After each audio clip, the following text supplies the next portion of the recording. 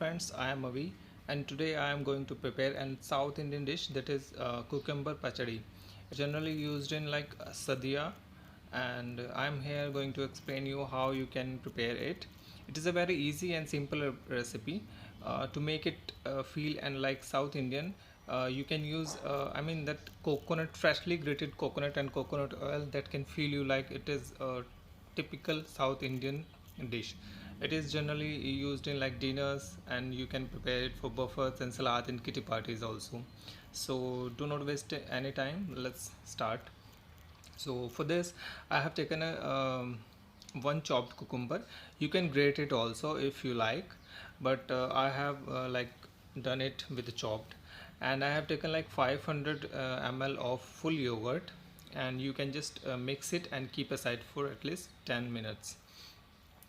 For mixture of coconut, I have taken half 1 by 4 of freshly grated coconut and 2 green chilies, 1 half teaspoon of mustard seeds. If you have rye, then you can add rye. Half teaspoon of cumin seeds, and to mix it well, to grind it, I have used half cup of water and make a fine paste of it. Okay, and just add this paste to the cucumber paste and mix it well and keep it aside.